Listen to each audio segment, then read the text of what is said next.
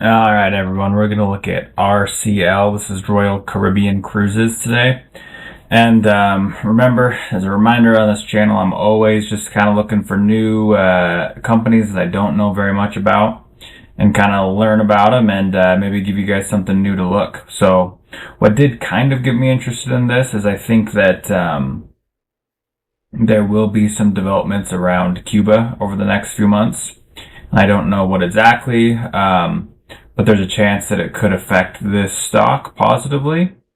Should Cuba get their markets opened up, kind of like how Venezuela did. So very speculative, who knows, very much could not be true, but it's kind of what made me think about this stock. There's another one that's kind of interesting. I'm just going to briefly mention it. We're not going to cover it. But this, hers, I think was a fund that was kind of around Caribbean assets and whatnot. I think they've maybe divested away from that. But, this again is a fund holding. So for me, it's not as interesting to kind of look into. But it could be similarly related to developments in Cuba, and maybe the stock could benefit from that. So it's worth mentioning, and I'll maybe put it in the description too. But I really want to look at RCL because it's a kind of company that we can research and look into. So that's kind of what got me into these. We'll do three things. We'll look at the latest earnings, the current valuation, and then kind of other things to consider, whether that's competition or catalysts or whatnot. So here's their latest earnings that they released in April, end of April. And you're seeing a decent year-over-year growth, actually, which is kind of interesting. So still growing. They got lots of different expenses here. They break it all down for you. And I'm going to check just real quick to see if any of them had like a big jump. Maybe this payroll did a little bit, but besides that, not too much. But the operating expenses also grew probably about the same amount as percentage-wise that the total revenue did. And if we just see here, I'm going to skip down to the operating income right here, which was a growth of about 200 million around there. So that's pretty good. Kept about half of their revenue growth, which that's solid. I want to check. There's all these interest income items that we can maybe look at later. I don't know that I care that much about the balance sheet since this looks like it's a healthy company. But we will just note that they do seem to have some sort of debt here with this interest expense, taking away some of their profits. But overall, earnings per share is pretty solid. And looks like it's a healthy, growing company. Not seeing anything wrong there. We will look at the balance sheet just very briefly, just to see what that debt was. About 20. Sorry, not 20 million. I think it's gonna be like 200 million. Come on, I can do math. 20K times in the millions. I'll just have this tell me here. What's the debt?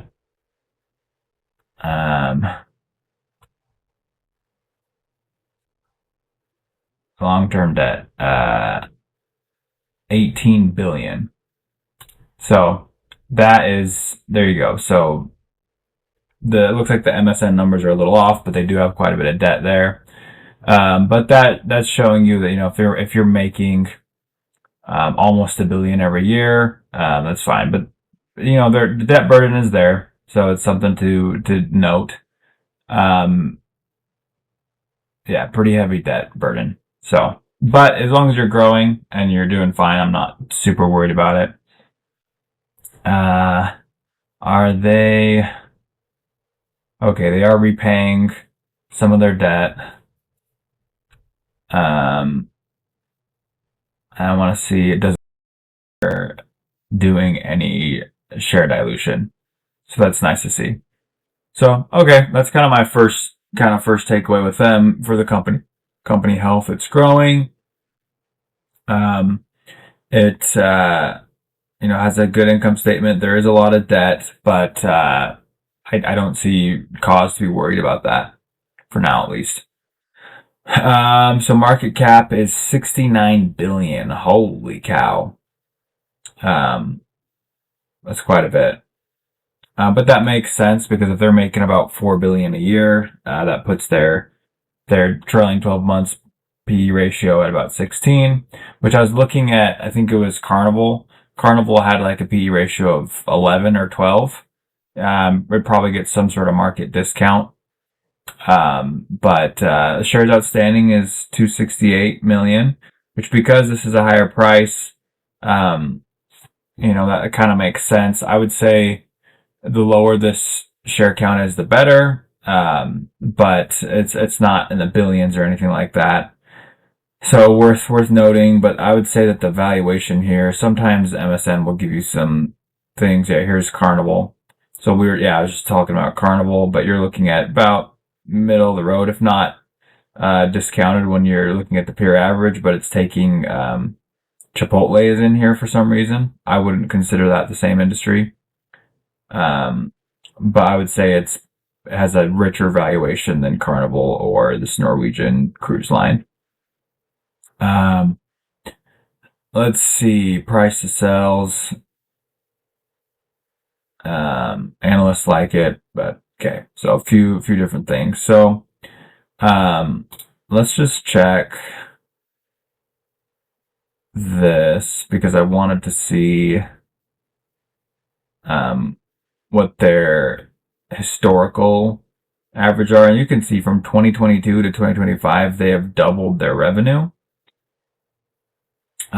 Looks like it slowed down quite a bit from 2024 to 2025.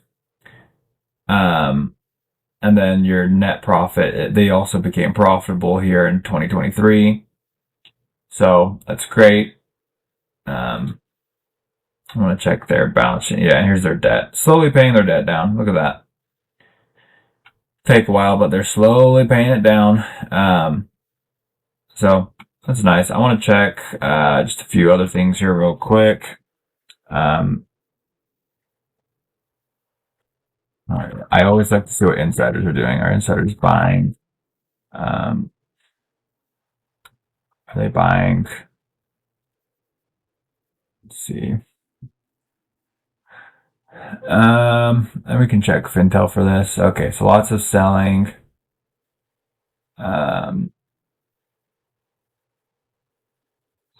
Zero buys. So, okay. Oh, look at that. They're doing a share buyback. So that's something to watch. From what I see, they don't do any employee compensation. Let's just double check that. I should have said share compensation or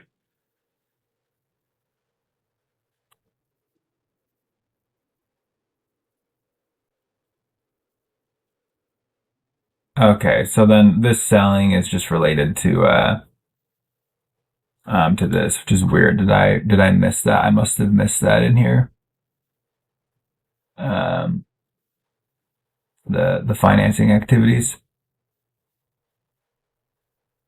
Oh, payments on, here's some stock awards. Here's this repurchasing. But whatever, it's fine. So they're compensating their employees and their employees are selling the stock because that's kind of how they're getting paid. So I wouldn't read into this too much.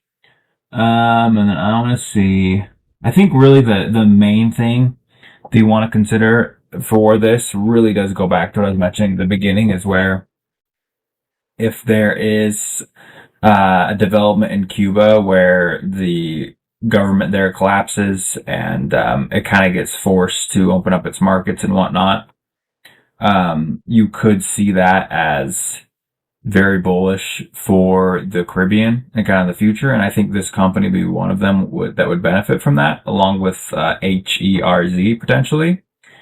And so I think that's kind of one thing that I'm looking for, is like that's one catalyst I think to look out for, is when Cuba, when that kind of ordeal that's going on now is over, which I think it will be, that could be a catalyst for this stock. So I think that's one thing to definitely consider for this.